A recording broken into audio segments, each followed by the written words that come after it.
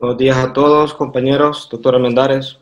El día de hoy les traigo una charla respecto a la radiología de próstata, a cargo de mi persona, residente de primer año, Carlos Leonardo Maldonado.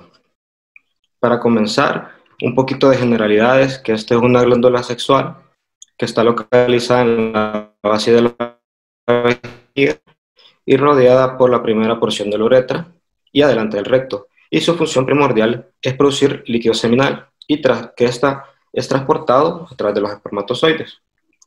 Luego de eso, hablando un poquito de la embriología, a partir de esa quinta, séptima semana, tenemos que la yema ureteral, que esta es la que forma el sistema colector a partir del intestino posterior, y la porción del conducto mesonéfrico se unen ambos y invadirán el metanefro, que es también conocido como el embrión, el riñón verdadero embrionario.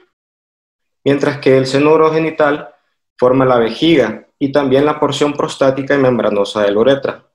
Mientras que los conductos mesonéfricos desplazan la porción posterior de la vejiga y penetran esta uretra prostática y desembocan en los conductos deferentes. Ya a la semana 10 aproximadamente existe una proliferación epiteliar alrededor de esta uretra prostática y se une junto con el mesénquima y va formando lo que es la próstata. Y a partir del sexto mes ya tenemos nuestra configuración de la próstata como la tendremos como en edades adultas. Luego tenemos que la próstata es un órgano que es de pequeño tamaño, con la forma de una nuez, que dada su localización en hipogastrio, por detrás de la sínfisis púbica y delante del recto, es de difícil acceso para su exploración clínica y radiológica. Esta está dividida en 4 zonas principales. Entre ellas tenemos la zona central, la fibromuscular, la zona de transición y la zona periférica. Esto toma importancia debido a que la zona periférica constituye el 70% de la glándula, donde se van a originar hasta el 70% de los cánceres, mientras que la zona de transición, tenemos aquí, constituye el 5% de la glándula y ahí se originarán el 20% de los cánceres, mientras que la zona central constituye el 25% de la glándula y solo corresponderá al 5% de los procesos neoplásicos. La irrigación de esta glándula está dada por la arteria vesical inferior, que es una rama de la arteria ilíaca interna, y esta nos produce una rama prostática que nos dará ramas hacia la fascia, la cápsula y la porción externa de la próstata. También recibirá frecuentemente irrigación a través de las arterias hemorroidales superiores y medias. Su drenaje venoso está dado por plexos venosos superficiales y el plexo venoso lateral, que este desembocará también a la vena hipogástrica. El drenaje linfático va hacia los ganglios obturadores, la cadena linfática interna, las cadenas presacas y las cadenas ilíacas externas. La inervación del plexo prostático es a través del plexo prostático, los nervios simpáticos, que estos inervan la porción del músculo liso y los vasos, mientras que los nervios adrenérgicos median el vaciado del músculo prostático. Para evaluar la próstata a través de la ecografía, nosotros podemos abordarla a través de la porción transabdominal.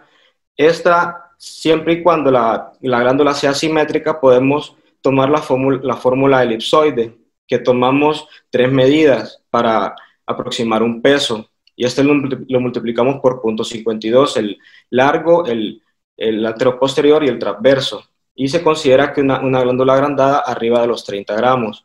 Esta glándula va aumentando conforme a la edad. A los 21 años, a los 50 años podemos tener un volumen de 21, a los 60 de 27, a los 70 de 32 y a los 80 de 34. Son valores esperados.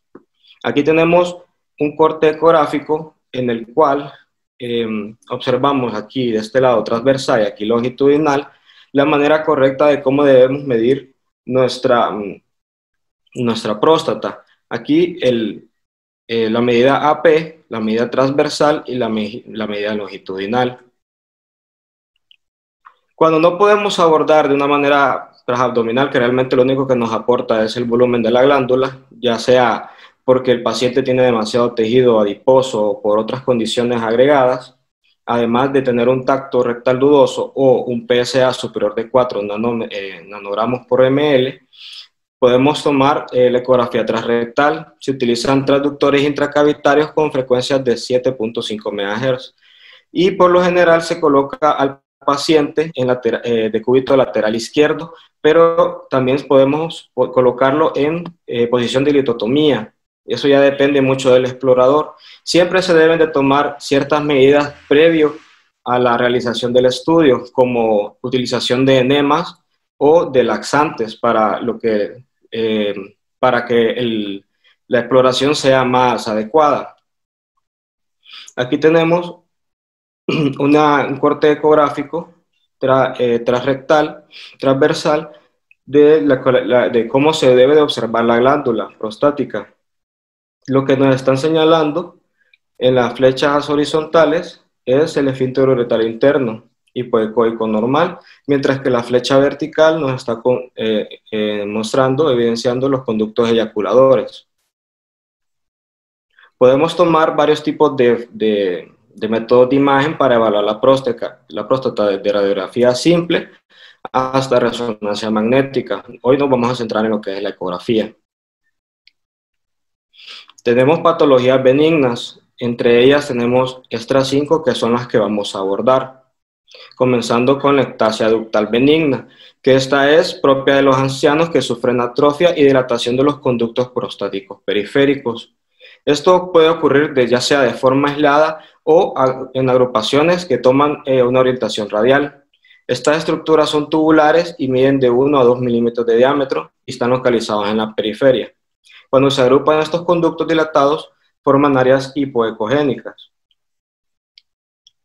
Aquí en el corte ecográfico transrectal observamos áreas hacia la periferia, las cuales son hipoecoicas, y se observan múltiples áreas que son conformes a los túbulos, orientados de forma radialmente, y esta apariencia no debe de confundirse con cáncer. También tenemos calcificaciones prostáticas que llegan a ser consideradas como hallazgos normales y frecuentes en edades adultas. Estos pueden formar focos o aglomerados ecogénicos y brillantes. Aquí tenemos en la imagen ecográfica transrectal transversal de un paciente que padece de hiperplasia benigna de la próstata. Vemos una próstata aumentada, pero también observamos de manera difusa imágenes ecogénicas en su interior, con bordes definidos y bien delimitadas, correspondientes a calcificaciones. Luego tenemos la hiperplasia benigna de la próstata. Esto cursan los pacientes arriba de 60 años hasta 50% y 90% de los mayores de 70 años. El peso aproximado en varones jóvenes debe de ser de 20 gramos. Y ya en pacientes de edades más avanzadas, hasta 40 gramos, se considera una próstata agrandada.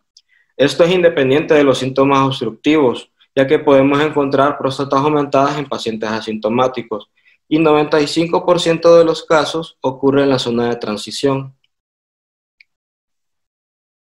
Aquí tenemos un volumen prostático, el cual es tomado mediante la medida de tacto rectal, donde grado 1 de 20 a 29 cc y grado 2 de 30 a 49, y grado 3 de 50 cc a 80 y grado 4 mayores de 80 cc. De aquí observamos la configuración de una próstata sana a una hipertrofia benigna de la próstata. Los síntomas, podemos encontrar todos los síntomas urinarios y obstructivos, con micción intermitente, disuria, nicturia, urgencia miccional, dificultad para comenzar y terminar el chorro, sensación de vaciamiento incompleto, incontinencia y micción dolorosa. La ecografía transabdominal nos puede ayudar para determinar el tamaño de la próstata y su volumen, así como el volumen postmiccional, las características de las paredes vesicales para ver si está asociada con infección del tracto urinario, trabeculación de divertículos, tumores y cálculos, e incluso síntomas obstructivos que nos pueden causar hidroureteronefrosis. Aquí tenemos en un corte ecográfico transabdominal una próstata, un corte de próstata, el cual vemos que la próstata está aumentada de tamaño, que incluso está desplazando un poco la pared vesical. Y en esta otra, también está evidenciando una próstata aumentada de tamaño, donde están tomando sus medidas AP, transversa y longitudinal, y observamos que tiene un volumen de 53, esto característico de una próstata aumentada, también desplazando la vejiga hacia arriba. Mientras que en este otro corte tenemos un corte ecográfico transrectal de próstata, donde observamos en este lado transversal y en este lado longitudinal una próstata aumentada, homogénea y que conserva su forma y sus bordes. Aquí de nuevo como una zona focal en el corte transrectal ecográfico, como una zona focal de una lesión nodular isoecoica bien delimitada, que está localizada en línea media y discretamente orientada hacia la izquierda, con captación al flujo del Doppler. Esto nos lleva a que es una lesión de características sólidas. Otras patologías benignas son las prostatitis, que tenemos estos 4 tipos de prostatitis. La primera es la bacteriana aguda, que esta es la menos frecuente, se da en 2 pacientes de 10.000, pero de 5 a 10% pueden cursar con cronicidad, o sea que van a alargarse. Estos presentan síntomas urinarios y generalmente son causadas por Helicobacter Escherichia coli. Solo la mitad de los casos presentan cambios ecográficos y por lo general el tratamiento debe durar de 4 a 6 semanas. Si los síntomas no ceden, se debe de sospechar un absceso. Los abscesos son frecuentes en pacientes diabéticos e inmunosupresos.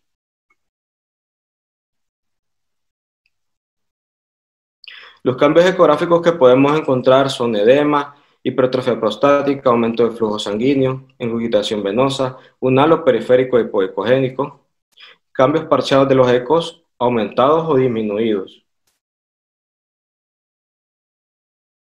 Y aquí en el corte ecográfico transrectal, transversal de la próstata, observamos áreas hipoecogénicas de manera parchada, con bordes poco definidos e irregulares, y que cuando colocamos el Power Doppler se nota que hay un aumento del flujo. Estas lesiones suelen confundirse con patologías neoplásicas, pero cuando se les realiza en la biopsia, pues se demuestra su naturaleza inflamatoria. Luego tenemos la prostatitis bacteriana crónica, que también es muy rara. Los pacientes cursan a febriles y con síntomas urinarios a repetición. Los cultivos suelen estar negativos, pero cuando se aíslan patógenos también se encuentra E. coli.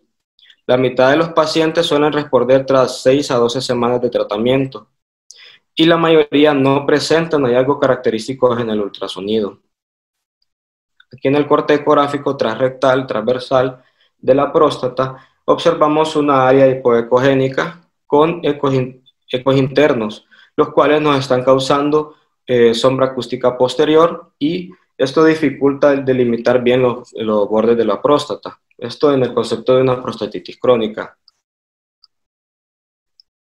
Luego tenemos la prostatitis crónica o síndrome de dolor pelviano crónico, que este es más frecuente, se puede dar hasta el 90% de los casos y ocurre en 1.9 de cada 100 hombres. Existen de 2 tipos, la A, que es inflamatoria, que encontramos leucocitos tanto en secreciones prostáticas, semen y orina, como la no inflamatoria sin evidencia de inflamación.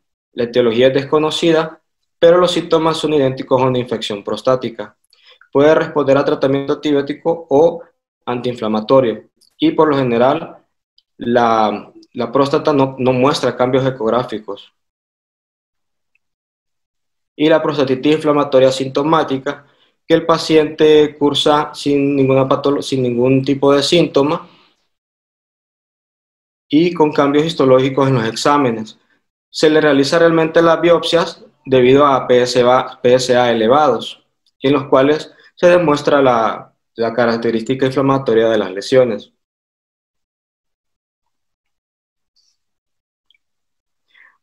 Otras lesiones benignas son los quistes, que podemos tener tanto parenquimatosos como aislados mediales, como ductales eyaculatorios, abscesos, quistes tumorales e incluso quistes parasitarios. Aquí tenemos un cuadro donde nos está ejemplificando los más comunes, los quistes de utrículo, que son originarios del tubérculo de Müller, con una edad media de 20 años, siempre localizados en la línea media y asociados por lo general a agenesia renal unilateral y pueden contener histológicamente espermatozoides. Luego los quistes de Müller, que son de origen de los vestigios del conducto de Müller, suelen encontrarse en pacientes de 30 a 40 años, tienen una forma de lágrima, se le puede decir, y pueden encontrarse con pared gruesa y calcificaciones. También tenemos los quistes del conducto eyaculador, que son de origen inflamatorio, y son dilataciones quísticas del conducto, estos causados por obstrucción y están asociados a infertilidad. Y los quistes de vesícula seminal, que son originarios de la anomalía del conducto de Wolff y que están asociados también a agenesia renal ipsilateral. Aquí, en el corte ecográfico transversal,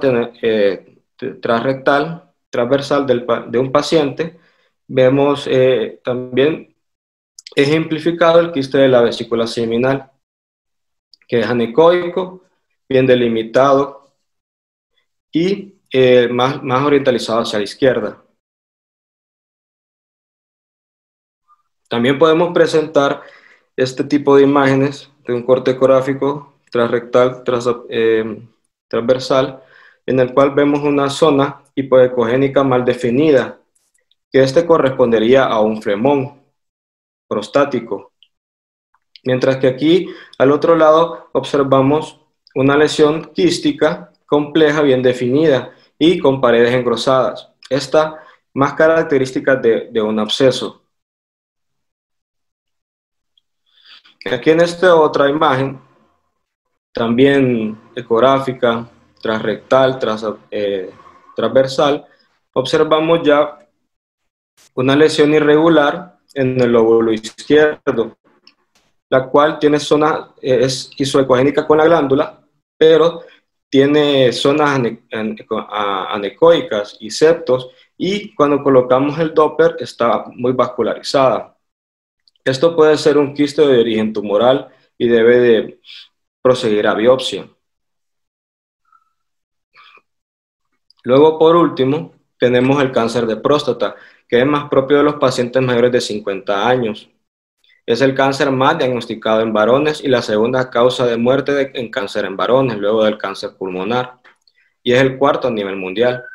Y el riesgo se duplica cuando tenemos un único familiar en la familia con dicha patología. Y el 95% suelen ser adenocarcinomas. El papel de la ecografía transrectal tiene tres funciones principales, que es guiar la biopsia, guiar el tratamiento y medir el volumen. Pero esta técnica no es la principal para su diagnóstico, ya que solo 50-75% de los cánceres son visibles y por lo general se observan como nódulos hipoecogénicos en la zona periférica. Pero solo 50% de estos nódulos localizados en la zona periférica son cánceres. Aquí tenemos una imagen ecográfica transrectal, transversal, de un nódulo hipoecogénico. Si es irregular y amorfo, periférico, con bordes definidos y localizado en esta zona de la periferia, altamente sospechoso y que debe de ser biopsiado. Aquí tenemos este otro también de un corte ecográfico transrectal, transversal, donde notamos en la zona periférica, notamos una imagen redondeada, bien definida,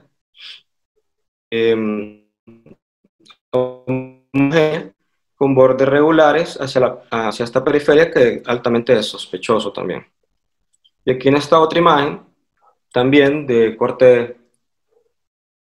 un corte ecográfico transrectal, transversal, donde observamos también una área focal hipoecogénica en la periferia del lóbulo izquierdo, que si se dan cuenta, tanto capta Doppler color como Doppler power, altamente sospechosa de una lesión maligna. El papel del PSA es el cribado sumado al tacto rectal. Los altos niveles de PSA están relacionados a un riesgo mayor de cáncer, pero no todos los cánceres producen PSA. Incluso 20 a 40% de los cánceres tendrán un PSA normal. Y este puede estar elevado en patologías no malignas, así como en la prostatitis.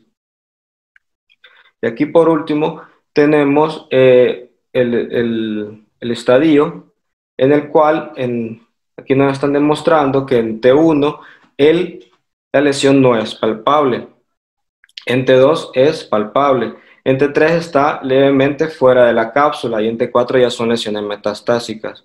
Y aquí les coloqué el cuadro donde T1 es una lesión que no se suele identificar por tacto rectal, pero de manera incidental se pueden encontrar menos del 5% de tejido tumoral en la muestra, en A. En B podemos encontrar más del 5% y el C es un hallazgo que se realizó una biopsia por un PSA elevado y se encuentra hallazgos de lesión tumoral. El T2, como habíamos estado diciendo, es una lesión la cual es palpable por tacto rectal. El A es porque la lesión está en menos del 50% de un lóbulo, el B más del 50% y el C que compromete ambos lóbulos. Y el T3 es porque este tumor está más allá de la cápsula prostática. En A puede ser extracapsular unibilateral y el B invade las vesículas seminales. Y T4 ya son lesiones metastásicas que invaden pared pelviana, recto, esfínteres externos, vejiga o músculos elevadores. Y por último, una frase que los viajes pueden ser de miles de kilómetros, pero todos comienzan en un sueño y un paso. Y esa ha sido la presentación del día de hoy. No sé si tienen alguna pregunta.